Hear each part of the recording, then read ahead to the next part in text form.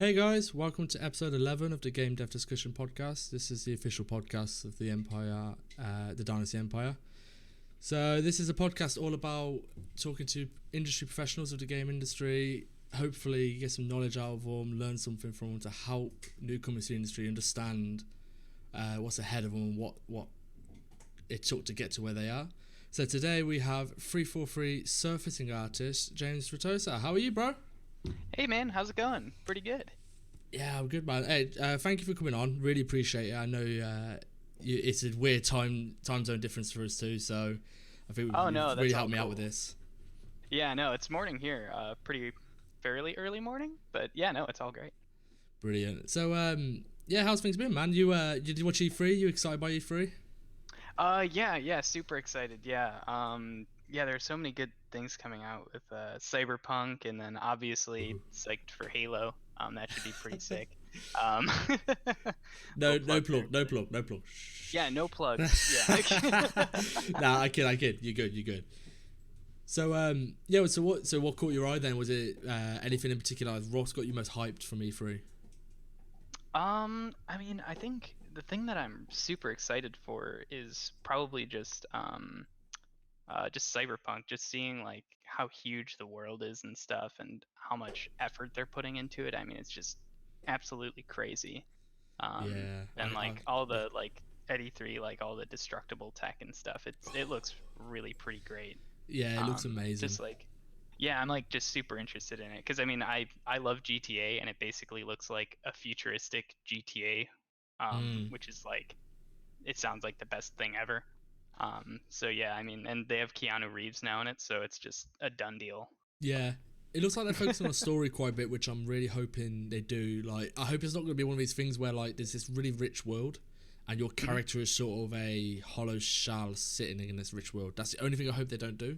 Yeah, I would hope they don't. I mean, they've been doing, it sounds like they've been doing so much just for developing characters and having like a world and social um, like classes and stuff. It looks really pretty neat, but we'll have to see when it comes out. So super excited for that. Yeah, man. So let's dive into it then. Mhm. Let's start with the beginning. What was the original draw for you into 3D then? Stuff So like this? yeah, I mean, I think it was I mean, my father, he is an industrial designer. So he does a lot of 3D work for just like industrial things. And so I kind of got introduced to 3D at a pretty young age, back when I was probably about 12 or 13. Oh, Then I wow. played Battlefield 3, and that pretty much just made me want to go into games and focus on doing like weapon modeling and hard surface art, just because the weapons in that game were incredible. So yeah, I mean, I don't really have a traditional background whatsoever with like drawing or anything. Mm. I really just started doing art because I wanted to work at a Dice on Battlefield, and that's kind of how I got started. Nice. Well, I tell you what, you haven't done bad. You know, maybe you're not Dice with Battlefield, but you're at Halo with 343, so you're not doing bad. Yeah, I can't complain. No, yeah, this is I think once I got further into doing 3D, like I mean 343 was like my absolute dream place. I mean, with people like I mean Paul Papera worked here, guys Mm. like David Lesperance, all these crazy hard surface artists, and I mean working there now there's like awesome people like Sean Priester and Pat Sutton and I mean, Rogelio Alguin, on the surfacing team. I mean, it's like the people there are incredible. So I mean, that's kind of what drew me in to 343 once I started getting a little bit more into like, you know, actually doing 3D art. Yeah. So just actually, that's quite interesting. So it's originally like weapons that brought you, like, sort of attracted you to the game side of 3D. Yeah, so I don't think many people know it, but I actually started out doing like hard surface art, so doing like weapons. And at Avalanche Studios, I was a vehicle artist on Just Cause. So it's Oh, only really? fairly recently that I switched into doing materials. Mhm. Because I mean, my entire portfolio now is just like glowy spheres. I don't really have any like actual models on there other than like a handgun, just so that Mm. people know that I know how to model stuff. But yeah, I mean, Yeah, I mean, originally I was just really into doing like hard surface weapon design. And I still do some in my free time, but you know, not nearly as much as I did back then. Oh, that's cool. So, like, just to sort of backpedal a little bit, you Mhm. on your portfolio, you also have like you had a role at Algorithmic as well. Yeah, so Let's talk through that a little bit. yeah, so it was a really, really short period. It was like less than a month that I was there just as an Oh, really? internship. Yeah, because at the time I was in high school, and so near the end of high school we had to do an internship at a company, and so it was kind of right when Algorithmic was starting to become popular, and I reached out because I saw that they had an office where I lived in Cleveland, Ohio, and so I just reached out and asked if they had any internship opportunities, and luckily enough, they were like, "Yeah, sure, come on in." And so I did like a brief internship there for, I think, what was it, like 2 weeks, just doing like just like a little demo scene, just Mm. working with Substance and UE4. Oh, So that nice. was awesome. Yeah, so that was kind of the start, where I started. But yeah, I mean, I didn't really contribute to anything Yeah, much while I was there, but but so was it from there? Like, what was the stepping stone from obviously being interested in weapons and that Mhm. type of stuff and hard surface? Where was the stepping stone into materials? So, I think it was probably right around when I was starting my internship there because I I didn't know Substance. I knew Substance Painter pretty well, but they said that I'd be working in Designer during the internship mostly. So I started picking up Designer a couple months before my internship, and I saw that there were a bunch of companies that were looking for people that knew Substance Designer. So I figured it was probably a pretty good thing to jump into and start to learn. So I kind of started learning Substance right before I went to Algorithmic back in 2017, and then I kind of stopped, and I got the job at Avalanche and decided to go back into making materials about midway through Avalanche, um, like year and a half ago. Oh, that's cool, man. So, like, what? It's obviously you made a career out of materials. Mhm. What about substance designer? Was it that was the big draw to like say, right, this is something like you can get Um, engrossed in? yeah, so I mean, I learned Substance Designer. I mean, one, just because I saw a lot of companies were Mm. looking for people that knew Substance Designer, and everyone was kind of talking about it. It's a bit of like out of But necessity type thing. Yeah, exactly. And I ZBrush was too expensive for me at the time, so I didn't want to learn ZBrush, and so I just wasn't willing to go into Photoshop and author textures either, because I mean I don't know how to draw, so like that would have been That'd have quite a been fun. struggle. So I was kind of like, it was out of necessity that I learned Substance Designer, and it just kind of happened that I just completely fell in love with the program and just uh, I mean, it's like my main software package now. Like, Yeah. I don't really leave it all that much. So it's interesting you say it's main software package. What was Mhm. the idea behind? So you know your like say your pressurized hatch material. Mhm. Um, where did the idea come to sort of go to Marvelous Designer and Mhm. use that as to leverage Substance Designer? Was it a case of it was just you could get higher quality assets and you're like, oh, okay, this makes sense for me to Mhm. do, or is it like someone suggested it to you? Like, where did that come from? So yeah, so it was actually kind of funny because this was right about the time I was interviewing with 343, and I was talking about um they asked me like one of the reasons why I was interested, and I mentioned like awesome artists like Paul Papera, and we started talking about Paul for quite a while. And one of the artists that I was interviewing with was like, "Oh, Paul used Marvelous, and he was like really amazing at it. You should try out doing Marvelous on one of your sci-fi materials." So I decided to go take a look at some more of Paul's work, and I saw like just all these crazy awesome like technical hard surface and fabric models, and so I decided to learn Marvelous per the recommendation, and just decided to make the material. So that's kind of where I got started. But after I did that workflow, I mean, I realized it's such an awesome workflow that like, I mean, I should just use it more just because I should. Yeah, I have incorporated like so. It's actually through you I got introduced into Paul, and his work Oh, nice. inspired the sort of hatch material I made, and I it really opened my eyes to Marvelous and just how powerful it is. Hmm.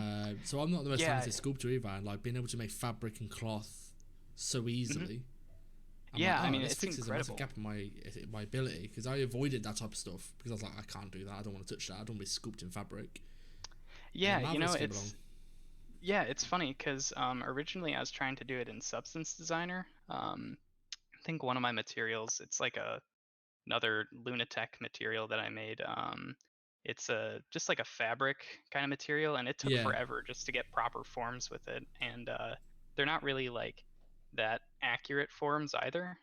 So when I jumped into Marvelous, I mean, you can basically author like cloth that's simulation quality within like 5 minutes. And I mean, it's just an incredible program, and it's super easy to like just bake down a height and bring it into Substance too. I mean, so good. so I know, and like all around, I mean, it's really easy to make adjustments in it. So it's one of those cases where like you don't always have to use Substance Designer for everything. I mean, like something like this, I have yet to find someone who can mimic Marvelous Designer quality fabric inside a designer. Yeah, Um, I mean, it's just really hard to do.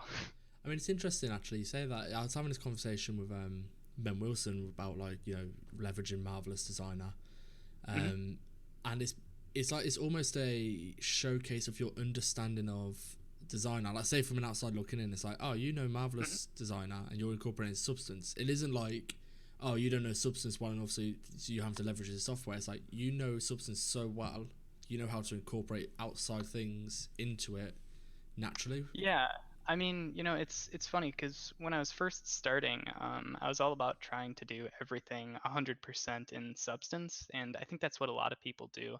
And most people think that, like, all recruiters are looking for someone that only works in Substance and only authors materials in Substance. But I mean, from a hiring standpoint, I mean, if you're making awesome textures in like ZBrush, I mean, that's Mm-hmm. totally cool. I mean, there's no reason to like just go full on Substance Designer for everything. It's an awesome program, and I think everyone should learn it. But at the same time, I mean, be flexible. Like, if you're a good artist, I mean, don't restrict yourself to a certain software package.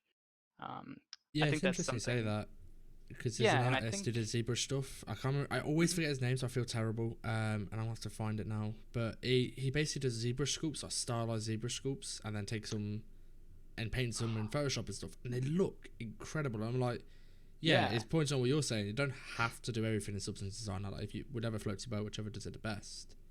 yeah. I mean, I'm actually blanking out on the guy's name too.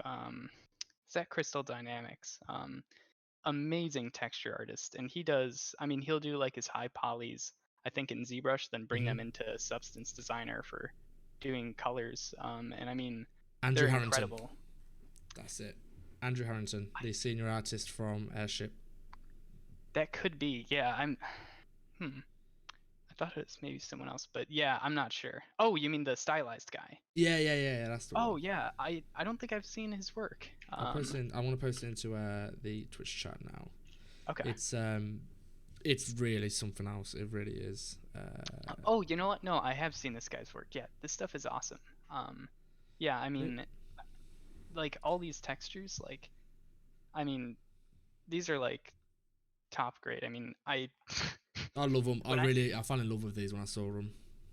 yeah, like when I see stuff like this, it just makes me feel kind of good because I mean, like, it's just kind of showing that you don't need to know a certain software package to Mm. get awesome results. And I mean, with like ZBrush, there are things that you can do in ZBrush that you just honestly can't really do in Substance Designer. Good. Like there's just some things like weighting properly that are just you need to do in ZBrush, which is totally respectable. So yeah, I mean, seeing this stuff is super cool. Um, What Just to chill, actually. So the Hmm. thing that I really like about these materials is, and actually, I suppose I bring yours into this as well. Is the Hmm. albedos. The albedos are really strong. It's like really nice Hmm. variation in them. You Yeah. managed to do a good job with making your. I mean, even the thumbnails you can see your albedos really pop. Is there any like I always ask substance designer people these Hmm. questions because I'm looking to learn myself. You know, it's Hmm. something I struggle with. Is there any like tricks or stuff you always do or you should do that you do with albedos Um, to help them? Because yours do seem I to mean, pop a lot more than most. so I mean, for albedos, generally, I will go with pretty simple, similar colors. So like most of my textures will all have similar albedo values. Like for example, like my Martian rock scree, everything's kind of a brown tone. For um, like my I don't know, rocks and grassy things material, like everything there is kind of a brown tone, and my grass is sort of like a yellowish tone. So I like to keep similar albedo values across the entire material for the most part. I don't like Mm-hmm. to go too crazy, and then I add in like subtle color variation to kind of break it up. But one thing I always do is I'm always using I think it's called the dirt node inside a substance just to generate Mm, like sort of a different kind of color around the occluded areas of the texture. yeah. Because you can get quite a bit of pop in like your shapes if you're like feeding something into where there's like crevices in your material. So I do that quite a bit. And then paying attention to roughness too. Um, like a bunch of people forget that your roughness map actually contributes like a lot to your albedo map. Like the higher roughness the material is, the more true albedo value it will show. Yeah. And then, less rough it is, the less you'll see the albedo value. So, I mean, like, roughness and albedo together need to be, like, I mean, not necessarily super accurate, but they need to kind of feed off of each other.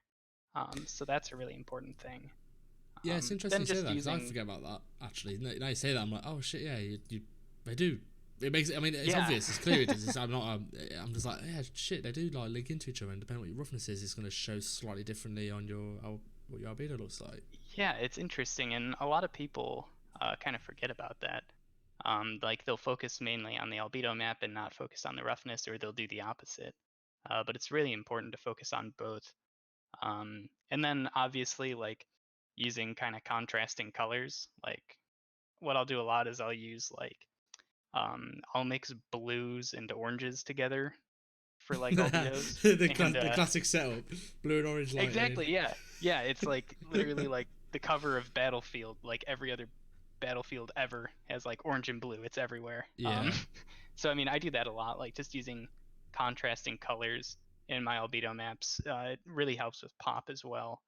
And kind of thinking about like if you can incorporate that as in like areas that are kind of like occluded, maybe use a cool color than areas that are like more popped out of the surface, like pebbles or rocks, maybe use like a warm color and kind of like flip flop between those. So like just kind of building contrast in your colors and feeding that off of your height is super cool to do because it just adds a lot of interest. yeah. So with all that, then Hmm. obviously with that whole process included, how long do you roughly spend on like a material? Now I'm gonna have to use two examples because Um, they're two such opposite materials. You got like your space padded material, which is like your really yeah. high quality, marvelous design, hard surface, and then you've got like Hmm. your Martian rocks, which is like super organic. What sort of Yeah. timescales do you have for both of them? So I mean, it's all over the place. I mean, a lot of it just goes into rework. Like some materials I'll go through like 5 iterations of before I get something that I like. Others I only need to do one. Um, but I mean, generally, like I think the pressurized hatch material, like that space padding one, I want to say that took about 4 days. Wow, And really? That then it? yeah, Holy and shit! then I think that the Martian rock scree took I think about 8 hours, and then there's other ones like the rocks and grassy things, which Hmm? took like an hour. and then the pills took like 45 minutes. So it's like it goes all over the place. And then I've spent like months on a material before also. So I mean, I really have no gauge whatsoever. I was gonna say, but they're Usually still a short gauge, dude. They're so quick turnarounds. yeah, I mean, well, it depends on how many times you do it, right? Like, True. I mean, for the rocks material, like I've probably made a rock material like, I don't know, 50 times, just like doing different iterations until I get something that I like. Then that final time I do it, I mean, it's like maybe 45 minutes to string it all together. It's like really not long at all. So Um, this makes a perfect segue. We completely planned this. mhm, So okay. obviously you do it. You do it regularly. Mhm, Now yeah. you're a surfacing artist. Now, hmm could you just explain what a surfacing artist is? Because when I first read it, I was Yeah. like, I was trying to hmm work out in my head, like, is this like hard surface like trim decals, or is this? And it turns out it's quite a simple explanation. So you'd like to let us know? Yeah, so it's kind of a confusing term. It's mostly used in like VFX. Like if you look at like texture artists or material artists that are like at the mill or something or at Blur maybe, a lot of the times those guys are called surfacing artists for like movies and stuff. Whereas in the game industry, we know them mostly as like material or texture artists. So I'm not exactly sure why I'm called a surfacing artist, because I mean, basically what I do day to day is just texture art. But I think it just has to do more with that. 343 is a Microsoft company, and I think it might just be something that Microsoft terms. But I'm really not sure. I've tried to ask around, but I just have no idea. So it also sounds kind of cool. I kind of like how it sounds better than texture artist. It's certainly And cool. It confused me, but it was cool. yeah, it confuses people too, which I love. I love confusing people. It's fun. That's fantastic. So you do as essentially it's a materials artist then. Yeah, day to day, just like materials, shaders, that kind of thing. That's How much really of it. a what's the balance on your day to day on a percentage level? So it's like 50-50, 70-30 of I are you mean, doing shader stuff? Like are you taking materials and I technically implementing them and actually making materials? I really don't do much of like shader things. Mm-hmm. I'm nowhere near smart enough to be able to do that. But I None. mainly do like texture stuff. So I mean, most of my day probably consists of just making textures, Mm-hmm. and like like getting plans together and stuff. But I mean, it's again like it's another thing that's like all over the place. Yeah. Like it can change day to day, but day in day out, usually it's just authoring textures. I mean, I guess that's why you probably got your speed to such a good point where you spend your day job churning out materials. You're Yeah, going to be pretty damn efficient at making materials.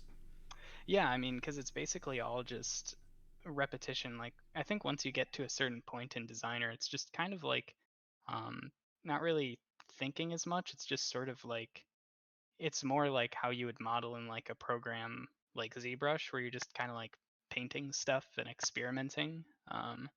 Because I mean, that's basically what I'll do in Designer now is just sort of experimenting and just kind of, you know, throwing nodes together.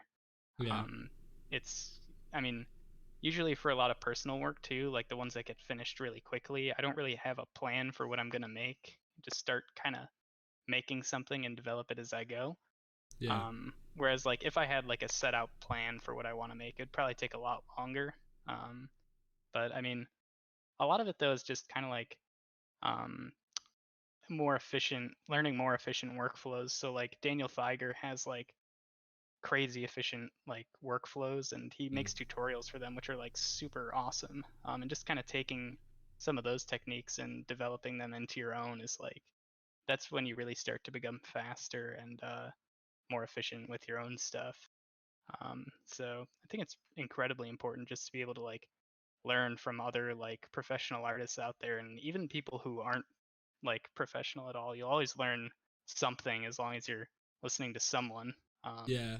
so Actually, that's why yeah, I like Daniel's tutorials. Not so much his material tutorials, like his principal hmm ones. Because it's not yeah, so yeah. much Those are like do this node like this, use this blend at this opacity, and you get this result. It's like no, here's the overriding principle behind what I'm doing. Learn the yeah, principle, and you should be able exactly, to recreate stuff really easily. exactly, yeah. And being able to like kind of incorporate those into your own things that you've learned and develop your own techniques is like really, really great. And another thing I like to do is I never really make tools for myself when I'm working, because I like to do everything from scratch, Mm. which really helps you kind of remember how to do things, and it keeps your mind fresh all the time. Which if you just keep on repeating those things, you can get really fast, and it kind of helps your materials not look the same either because you're not using like pre-made tools. Yeah, So you come on to an interesting point. How closely do you have to? So someone in the chat actually brought up a really interesting point, mhm, and whether you can answer this or not, or like be as vague as you need to be. sure. Um, how closely do you work with the other artists? So is it a case of right? Here's a list of materials we need. Can you churn these out for us? Here's all your reference. So, crack on. Mhm. Or is it quite Yeah, a I back and mean, forth between you and the environment artist or the tech artist? yeah, I mean, it seems like at all the studios that I've been at, for the most part, it's like generally like, I mean, pretty much you get a rough idea of what you want. So maybe you get like a level brief or something. And then you go and you start gathering a list of like, okay, what materials do we need here for this level? And then you just start building them out, kind of similar to like how an environment artist might work. Like they might get like a design brief and they start building like, modular assets to be able to populate, Mm. to try and build the space. So it's pretty similar to that. I mean, I don't think that anyone really gets like concepts for materials and they just build a material to a material concept. You kind of have to like get like a general rough No, but idea for it. do you Hmm. get like them going? Let's say for example, you make okay, I'll try to give a good example. Hmm. You're making like a city. I know you're not gonna make a city, so on you're doing Halo, but like Hmm. say a city, and you make like a sidewalk, some sort of sidewalk material. Does there be a Sure. situation where the environment artist or level designer will come back and go, "Oh, this material you've made it too noisy. Can you remove some of the noise?" Oh, I mean, there's always that. Yeah, I mean, um, you'll always receive critique on, maybe it's too noisy, maybe the colors are off, maybe it doesn't respond correctly to lighting or something, and that's something that, as like a material artist, you got to go back and fix and um, make right for the level. And I mean, um, it's really just you want to make sure that all your materials are just cohesive with one another in a level, right? You don't want any standing out as being too noisy or too bright or too dark. So yeah, and it's really important to get that feedback from people too, because I mean, if you're not receiving that feedback, then there's a pretty good chance that the level might not look as great as you'd like it to. Yeah, And I mean, that's kind of the perk of having like in-house texture artists, right? Like if you have someone in the studio, you can give them feedback, adjust things versus like going to an asset store online and downloading some textures or something. yeah. So I mean, yeah, yeah, always receiving critique from people. Super important. What's like what's the one of the again? Don't know if you're gonna be able to answer this or not, but is there any Mhm. materials that have been like just really really challenging for you? You've just gone, Jesus, this has been a real ball ache to tackle. Is there anything that's been like that yet? Yeah, I can't go into specifics, but I Yeah, mean, yeah, there have been a couple materials that like, I really have no idea how to even start. And uh, it's really like a lot of just experimentation and trying to figure out how to do that thing. yeah. Because I So mean, do you literally it, you just sit in designer then, and you're just literally slapping mhm. nodes together, trying to sort of work it out on the fly, or do you approach it like far more? Don't know what the word is like Like objectively. kind of thinking it through before going Yeah, into yeah, yeah. designer. So I mean, a lot of the time I'll try and think it through before going into designer. Mm-hmm. Just trying to think of like what nodes might work for it. A lot of the times what happens is I'll think it through, then I'll get into designer and realize that I skipped like 20 steps, and so then I have to go through and completely rethink how to do something. But I mean, yeah, for designer, I think it was Hugo Bayer who said that anyone who says that they know exactly what they're doing in substance is lying to you, which is 100% true. I mean, like, there's a lot of the time I have like, I don't honestly know like if what I'm gonna do is gonna work or not. Mm. It's not as simple as like, you know, um, extruding a poly and beveling and adding like turbo smooth to it, right? It's a It's little bit very odd, more. isn't it? It's like Mhm. it's a super almost programmatic way of approaching it, but it's also so organic in terms of the actual flow Mhm. of creation. Because, like you said, it's not like Yeah, modeling where you it's just like extrude, bevel, chamfer. It's an yeah, organic process. I actually learned computer programming back in high school, like really basic stuff. But I think that actually helped me out more in Substance than like a lot of my art classes, because Substance is a lot of just like logic, Hmm. versus like, I mean, once you start getting into like once you have your material set up properly, then you can start being artistic, picking what kind of albedo values you're using and making like, primary, secondary, tertiary forms. But a lot of it's just kind of like logic and thinking through how you want to approach something. So Yeah, yeah, I mean it's real similar to like computer programming. It's kind of funny. it's weird how I got into it because I was like, my weakest point. So before I joined the Empire, like my Mhm. weakest point was always materials. I didn't actually understand materials properly, and I just did the quickest possible job in whatever software I had available to me. And when Mhm. I joined the Empire, like when I got my portfolio reviews and stuff, it was like, your modeling's been let down by your materials. You need to fix up your materials. And I was like, okay, well, what's the really big material software out there? Substance Designer. I was like, Mhm. oh shit, okay, I can't do this. I'm not a programmer. I don't know how to use it. So I ignored it for a bit. I like Yeah. tried a few times, and I finally got into it. And I was like, it was educating me in terms of like, actually what material's doing. Mhm. Um, like what roughness what it actually how it interacts with the metallic and what a normal map is Yeah. actually doing, because you have to like split normal maps apart then put them back together. Like just learning Yeah. designer taught me the technical understanding of a material, which is really cool. Yeah, it's interesting because I mean, same thing kind of happened to me, right? Like I remember I accidentally bought Substance Designer because I thought that I was buying Substance Painter, and I opened That's up amazing. Substance Designer and I was like, oh, this is all nodes and programming. Cool, cool, cool. I'm gonna uninstall this and try and download Substance Painter. So I went into Substance Painter, started using it. Then one day I was like, maybe I should try and learn Substance Designer. And so I mean, yeah, it's really a steep learning curve at Mm. first, but I think so far whenever I talk to anyone that's kind of learning it, they all have like a moment where it just all kind of clicks and it all makes sense. Usually like 3 or 4 weeks after starting to use the program, and Oh, then it just becomes just a lot of fun. a few months for me. I literally tried it, put it down. Like tried it for a couple of weeks. I just couldn't get Hmm. to grips with it. Put it down. Tried for a couple more weeks. Put it down. Tried for like another week, and then I watched. I think it was Ben Wilson's talk for the Wolfenstein. Hmm. Is like around that time I watched that and I saw what he was doing and I was like, shit, no, I need to get my shit together. I need to actually learn this. It's too good not to. And it's all strong arm myself into learning it. Yeah, yeah, I had the same thing with Hugo Bayer. He had like a cobblestone tutorial way back when, and that's kind of when I picked it up, and I was like, oh, this actually makes a lot more sense. So yeah, I mean, Yeah. like learning from those guys has been like super awesome and important. Kind of hope the same thing happens for like Houdini, because right now that's like I keep on jumping in and jumping out of that just because it's so complex. But I'm kind of waiting for someone to release an awesome tutorial, then I might jump into it. I've dipped my toe in.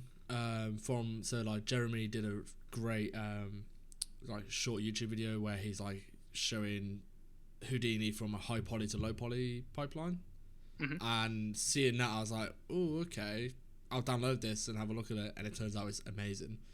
But that's as far as I've gone, and I'm like, I know I could Yeah, do way more with this. I know its potential, but I'm just sort of like, I'm torn between at the moment Blender and Houdini. I'm sort of yeah. balancing them So two out. Blender is awesome. I just started learning it about 3 weeks ago, and I know on your podcast you've talked a little bit here and there about it, and Dude, how it's kind of like it's a cool. I'm it telling is you, they're totally a cult. dangerous. It's dangerous. It's so funny because I remember there's a amazing hard surface artist, Pat Sutton, who kind of taught me Blender. I went to one of his classes. He's at 343. Hmm. And I mean he's like probably the best like modeler I've seen technically. The dude's so fast and he just uses Blender with like I don't even know what he's doing, but like it's just crazy. And so he was like, "Hey man, you should learn Blender." And so I was like, "Okay, fine, I'll learn it," because I kind of thought that Blender was somewhat of a joke. And so Yes, yes. I jumped into it and I was like, "Oh my god, I can't believe it! Like the meme is coming true. Like I'm actually using Blender. I can't believe this." And I mean, It's weird. It's so weird because like it's not long ago it was a meme. It was like Blender yeah, or like Max. It's basically the superpowers of like Max and Maya. And it's like, oh, you yeah, gotta learn them. You have to. But now dude. like Modo I and used to have Blender. a Autodesk Maya T-shirt that I'd wear Oh around my all the word. time, and I was Oh like, my "Ha, word. yeah, Maya's awesome!" Like, Uh, and I used to like, I used to make fun of Blender all the time, but I jumped into Blender. I'm like, okay, yeah, no, this is amazing. Like, I'm not going back. This is great, and I've been using it now for like about 2 months, and it's just crazy. I've actually replaced a lot of my Substance workflow with Blender, just really? because it's so powerful. Yeah, because I mean, with like modifiers, I mean it's almost sort of procedural in a way.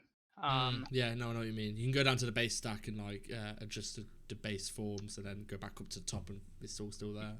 Yeah, I mean it's absolutely nuts, and it's so quick too, and it handles high polys really well. It's just all around. It's like a totally killer program. So yeah, I mean, and it's funny now because now I'm like one of those Blender guys going around like, "Hey man, have you tried Blender? Have you Yeah, learned Blender? It's really yeah. cool. You should really try it. It's awesome." And I can never shut up about it now. I have to admit, the first time I tried, so Mhm, basically when I used Max, I was never really modeling in Max. I was like doing very basic low polys, and I was doing most of it in ZBrush. mhm.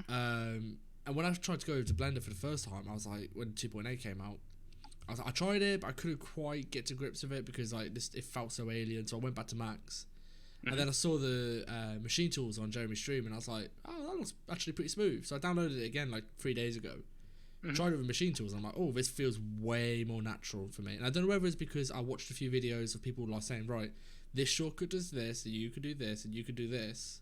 I didn't do that with Blender the first time around. I just dived Mhm. in and started messing and see if I could figure it out. Whereas I had Yeah. like a resource to show me to do this specific task, you press this and this, and I was like, that's Yeah. why it's clicked. Yeah, I was super lucky to have Pat be able to teach me. Like, he forced me basically to learn like hotkeys, and Mm. not to use the like the little move widget, like instead using keyboard shortcuts to move objects around and scale, which I'm trying to get a habit of that. dude, it's so weird at first, and I could not get used to it. I was like, there's no reason to do this until about 2 weeks into learning it. I'm like, oh man, I'm never going back to using a move tool or a scale tool or a rotate tool. Like, it's just incredible. Like, it feels so connected. It's almost Yeah. like you're sculpting. I cannot, I couldn't be more happy with Blender. It's like the most incredible modeling Oh, package he's a ever. fanboy. He's such a fanboy. I'm gonna get Dude, you a no, I T-shirt, am bro. such a fanboy. I completely admit it. It's like it's the first modeling program that I feel like I'm having a lot of fun in. Mm. Like I'm not like stressing myself out worrying about I'm like topo or anything really. Yeah, But I'm starting to get there. Like, you know what you're on about with the shortcuts. Like, I'm using mhm. shortcuts to do the basics, like starting to scale and all this sort of stuff. I'm still trying to get in the habit of just, like changing the scale on axes. Like, if I'm Yeah, doing that, I have to use the widget. But like, I'm getting in the habit of uniform scaling, just pressing like S or whatever. yeah, Um, it's so weird, especially coming from Max as well. Because I'm just so used to using that right hand menu for everything, yeah. So whereas I'm not anymore. yeah. I mean, it was real weird for me at first switching over, but yeah, yeah, I'm just such a fanboy for Blender at this point. Like, but now I think that the new hot software to learn is like Fusion 360. So now I'm Mm. gonna have to try and learn that. So I don't know. I think Houdini's probably still going to be because it's like there's that time in Substance Designer when it came mhm, out. People like Josh Lynch and Daniel really hopped on it and would have almost first, I don't want to say first to market because it's not a market, mhm. but we're the first there in terms of really Yeah, they were establishing like it the as a valid. OGs. Yeah. Yeah. And they made themselves invaluable. They're now like invaluable to the whole industry. Like the industry owes them a Yeah, lot. Like you exactly. mentioned a little bit with the tutorial for Houdini. And they probably, you know what? I'm probably being ignorant as well. I imagine there's people there who already got Houdini working under Mhm. the hood at studios, but obviously there's a lot of NDA protection around that. I'm waiting for them to, Yeah. become like, okay, I did all of this on this game. I'm expecting to come out in the next year, maybe the year after. Like, Yeah. hey, I did all this crazy stuff, all in Houdini, and this is how I did it, and have that sort of substance designer moment. It happened a little bit with Spider-Man because there's a lot of cool shit done with Spider-Man. But I don't know why I didn't get as much like traction on Artstation and stuff like the materials. Yeah, I don't know. I'm not sure. People really like spheres with textures on them on Artstation. Man, it's really. I was having this conversation. I've had this conversation a million times, and like, it's almost bad because for a bit I was churning out materials as fast as I could because it almost became like an Instagram thing. You know, like, oh, this gets us the likes, I'll make more of this. And I stopped and I was like, well, I'm hampering myself as an artist because I want to be an environment artist, not just materials. I'm like, I can't just do this. I know I get loads of likes and all, but no, I've got to make materials, scenes. Yeah, so like the same thing happened to me. Like I got into like this weird spot where I was just like making materials because I just wanted to get like likes on my work or whatever, and so it just put me in a horrible spot. I ended up burning myself out for like half a year, and I'm just kind of getting out of that burnout. And yeah, I mean it I think it's gotten a lot better now, but at one point I remember I wasn't really making art because I wanted to. It was more of because I felt like I needed to. You know what? This sounds like you're mirroring a lot of what sort of I went through. But I think people listening will probably find this very interesting. Not interesting, but you know, like they'll learn a lot from this and hopefully avoid the same mistake themselves. So just go back a little bit. Like, at what point in your career were you at 343 at this point? No, before not the burnout. yet. No, that was kind of at when I was getting kind of. Actually, no, it was about, yeah, it was a few months into 343. It was kind of when my Artstation was starting to gain a lot more traction. And I was like super like, oh yeah, this is going great. I'm just gonna start like pumping out materials. And it was kind of right after I had left Avalanche and I had been doing like a material every weekend or something.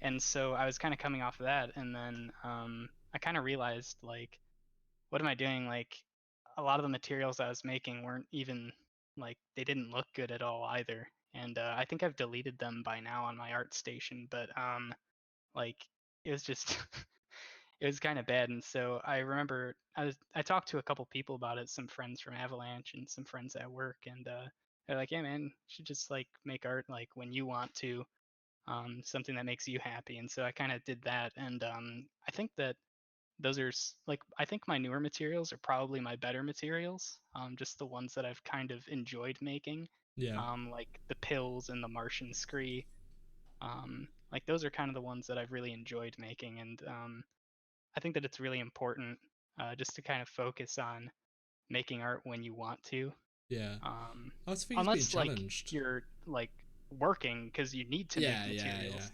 But I usually consider those two completely different things. Like, I don't think there's a day in my life so far that I haven't had a fun day at work. Because I mean, basically, like every day at work for the most part is like a blast, just authoring materials.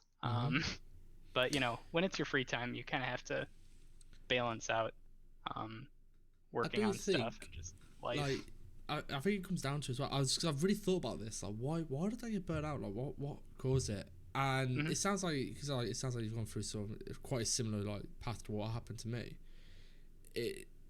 It's almost like when you're not challenged. Because like when someone, I can't remember who said it, there's a professor called Vygotsky who basically came up with the theory. You know, when you're in the zone.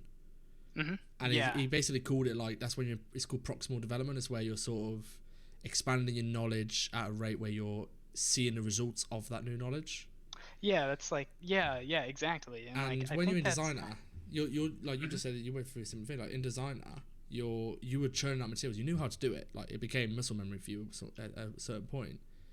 Yeah, you lost the reward from it, and then it was a chore. Yeah, exactly. And so I think that's kind of why. I think that's probably why. I mean, I think Eric Wiley is probably, in my opinion, the best substance artist out there. And I think that's probably. Oh, actually, he's coming on the podcast. He's going to be coming on really? in a few. Yeah. Yeah, no, I need to know when that is because he's like my favorite artist. And I mean, I think the reason why he's so good is because I mean, his materials, like, they're always like, you can tell that he's really challenging himself. And I mean, Mm.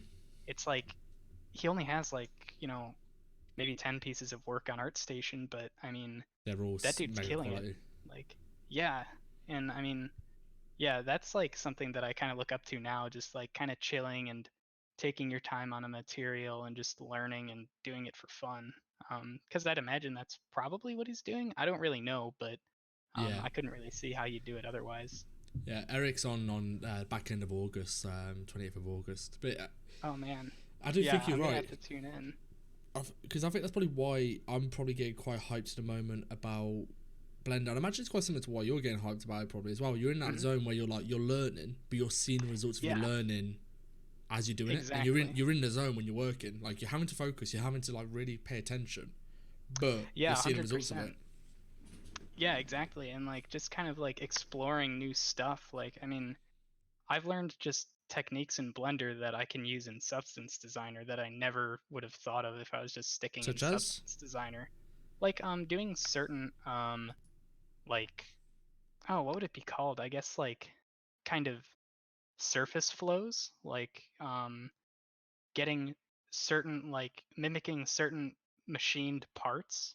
mm-hmm. Um there's a lot of like weird surfaces that go on in like mechanical parts in real life. And so it's like really kind of easy to get those mechanical parts down in Blender.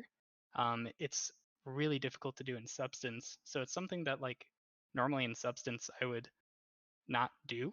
But in Blender, like I've just found different ways of doing stuff with like booleans and such. And I mean, a boolean is really just a subtractive operation. So Yeah, in exactly. Substance, Yeah, all it yeah. is a subtractive operation. Man, it's So weird. Your approach is the same as me. You think of it almost in material creation rather than a 3D. You're yeah, like, yeah, I'm subtracting here and I I'm doing totally an do. ad. Oh Yeah, shit, exactly. it's Yeah, no, weird. I pretty much think of like just everything now in Substance nodes. It's kind of depressing, but like yeah, I Yeah. mean like even like walking down the street if there's like concrete with like a hole nicked into it, I'm like, oh, that kind of looks like a if you take a Perlin noise and do like a histogram Mm. select on like 0.25 and then subtract it. Like that's basically what that is. I'm curious if you see what you think of this. So I was talking to Mhm, some friends at work. When we're talking, what day is it? It is on Monday or Tuesday? I can't remember. mhm, They all blur into one. But we're basically having a conversation about like materials. mhm, And one of them's sort of he won't mind me saying this because I've mentioned it a few times. But it's mhm, essentially like putting together loads of materials. You mhm, know, the beautiful marmoset renders, and he's looking to get into material art. Now, mhm. I don't want to say this is a must, but the way I see it at the moment, because substance artists are becoming more and more widespread, it's becoming a Mhm. far more understood piece of software. Mhm. I don't, and you might disagree with me on this one. I feel as if if you're just starting out, you have no prior experience. A portfolio full of material balls rendered in Mhm. marmoset, looking as beautiful as you possibly can, Mhm. aren't necessarily going to make you stand out from the crowd. And the advice I was So, given I was mean, show them an engine, yeah. just take the material, and either do a group of materials that all blend together nicely, like a rock, a sand, whatever, Mhm. and put them into an engine and show your phone, go away, show your understanding of how the materials interact with each other in the engine to be that sort of step further, because everyone's doing the beautiful marmoset renders. Yeah, Our so I station's mean, littered with material balls. So I was wondering what you I thought of that. think I mean, I think if you're going for wanting to just do material art, like texture art, I think it's probably good just to show them on sphere render balls. Mm-hmm. And then like build like sort of a mini scene with it. Kind of Yeah. like how Rogelio Alguen does it, or I've started kind of doing it, but I'm really lazy with it. Like that's really good. If you're going for like more of an environment art role, I would totally say apply them to stuff in Mm-hmm. engine and mix them and stuff. Like that would be super awesome for like an environment art type thing. Just because I mean, usually I mean from my experience, when I've like talked with people or just heard what they say, they always say that like when they're looking through portfolios, it's like, they might get like 100 applications, so they have to go really quickly to just like look through the portfolios. And Mm-hmm. so if you want to do materials, it's really helpful just to have like a bunch of material balls on your portfolio, right? Because it gets straight to the point. It's like this guy does materials. Um, versus like if you have like some stuff in engine like mixing, it's like, oh, this guy looks like he does environment art. So you don't Um, think it's so essential then? You don't think it's like, I oh, don't I think it's so essential.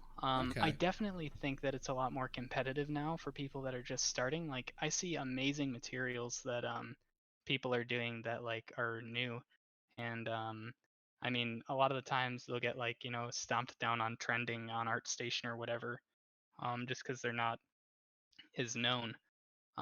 But I mean that's kind of like what happened with weapon art a few years ago when like the thing to do was weapons, and Mm, so like what I did was I kind of transitioned out of that because I was like, okay, like I'm decent at this, but I'm not nearly good enough to get like a job working in this right now. So don't you let me think try that's and down to do marketing though? materials.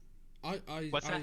I, I think it's partially to do with the way you network, you market yourself. I don't know. A This is hundred probably going to be the percent. cynical part of me, but I'm like, if Mhm. you just post to Artstation and that's it, Yeah. it's like you'll probably get I don't know X amount of likes.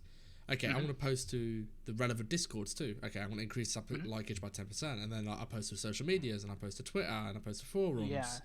and So suddenly one like of you get more traffic towards your Artstation. yeah, so one of the things my old art director told me was that as an artist, you have to think of yourself as a brand.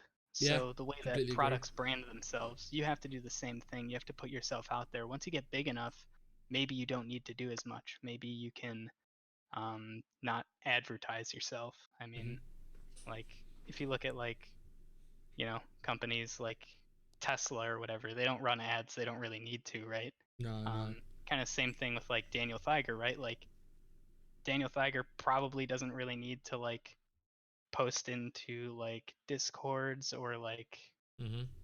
that kind of thing. But I mean, I remember when I was first starting out, I was in the algorithmic discord posting all the time. When I'd post new work, I'd be like, hey, like I just made this, take a look.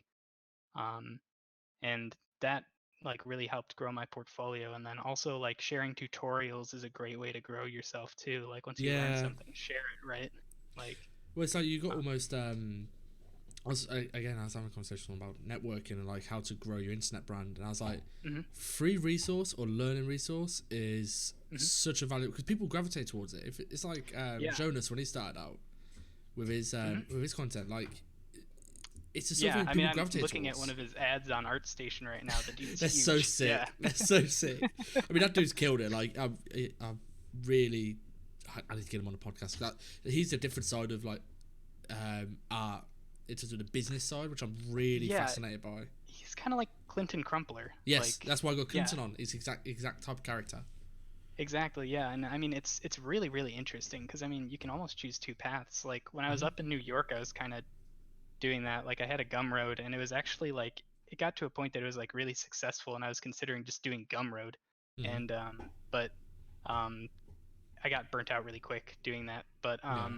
like you can choose to like definitely go down more of a business path, and that's awesome. I mean, like I would wholeheartedly support someone doing that. Like, I mean, at the same time, you're growing yourself as an artist too.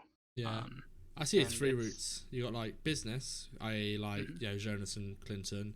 You got the mentorship route, which we will get mhm, onto in a second, yep, and you've got almost the double down on freelance. There's a couple of guys I know who are like working full time, but then also grinding out freelance work on the side, and that's their side hustle where they're like just they're trying to make money and make a living.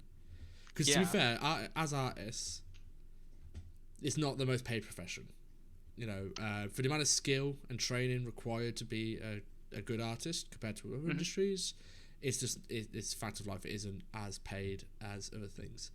I However, mean, I think it depends. uh, I you mean, could, some places will, pay really, really well. Like, there's some studios out there that will, like, basically pay you as much as a doctor.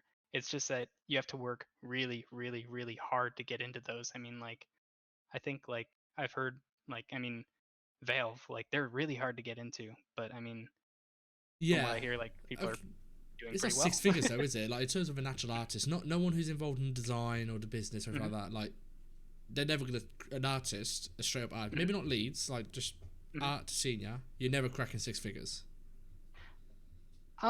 I think that's probably false. Really? I know. Yeah, yeah, I know Oh quite a shit, few I'm people. ignorant. I'm ignorant. Um, I think it really depends on like, I mean, it's all down to like, I mean, how you brand yourself, right? Like, I mean, Mm. there's definitely people like at studios that are making that, but it's like, it's really, really hard to get those positions, right? That's Like, I mean, fascinating. Also, I don't expect. I'm not even remotely mhm, stressed to name names, but I had no idea. I always thought senior artists and artists will earn X amount. If you want to earn more, you go into the managerial route, mhm. and because it's Yeah, I scalable. mean, it's interesting because like I, there's like, it's funny with careers because there's always a way to kind of like get out of that range, right? I mean, like there's like I remember I read an article a couple days ago that like um at UPS, like drivers, it's the United Postal Service, they deliver mail and stuff. Like those guys can be making like well above six figures just like depending on how long they've worked there, what they've done and stuff. It's like in every Without career working there's always stupid that hours. outlier. What was that? Without working ridiculous hours. Yeah, no, like working 9 to 5, just driving a truck, delivering mail. Shit. Yeah, I mean like, yeah, and I mean like, garbage men also get paid like really well, right? Oh yeah, Like garbage men do, but you got there's, to pay them well yeah, because it's the sort of job you don't. I mean, that's the issue with our industry is it's a saturated industry. Everyone wants to work yeah, here. yeah, 100%, yeah. But I mean, I think like some of the really, really good artists, right? I think that they're probably doing pretty well for themselves. Mm.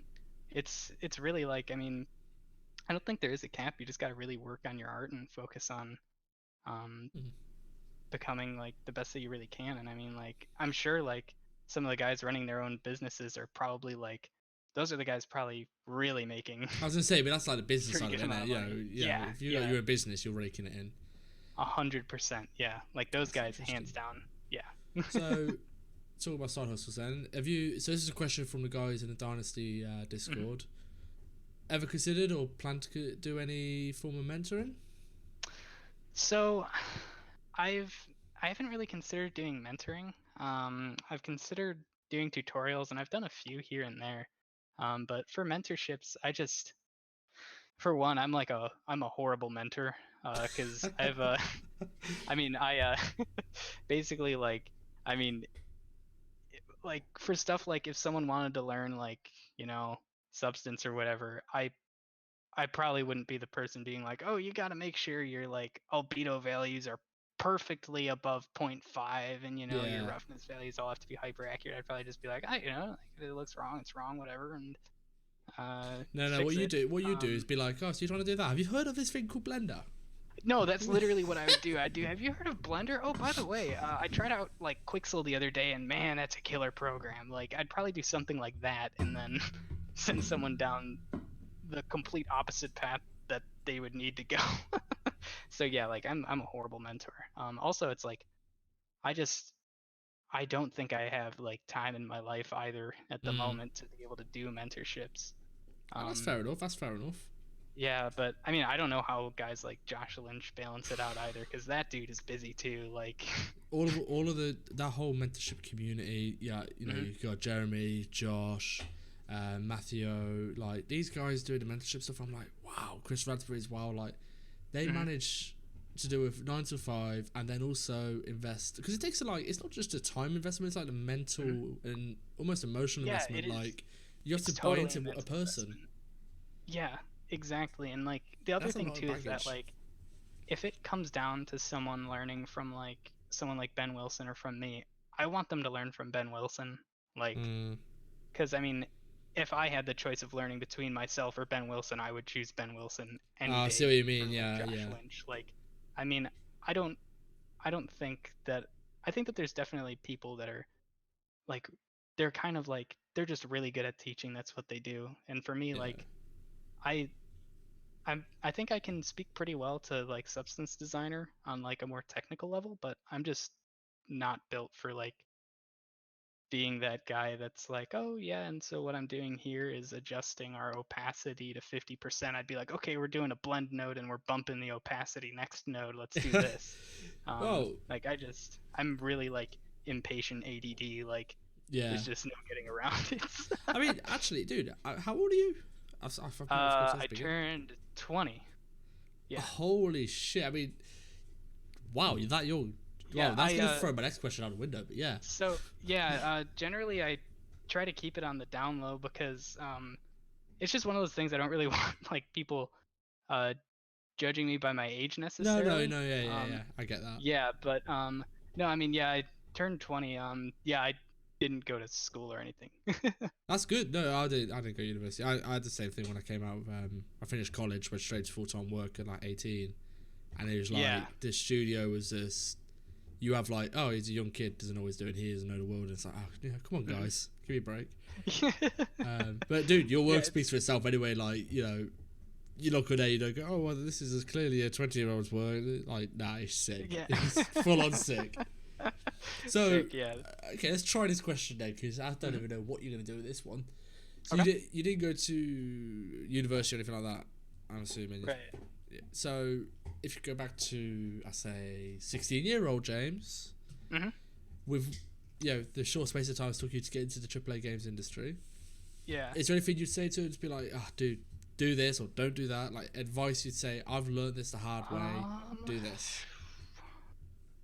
You know, maybe I would probably want to start learning Houdini a little earlier. That's one thing maybe. But other than that, I think I'm pretty happy with You've pretty much killed it.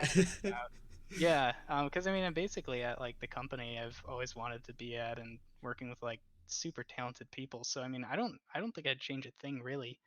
Yeah, that's fair yeah, enough. and I mean, Thank you for being honest for that as well. 'Cause, I don't want to put you on the spot and be like, hey, give me an answer, because you the fact that you say that, that's brilliant to hear.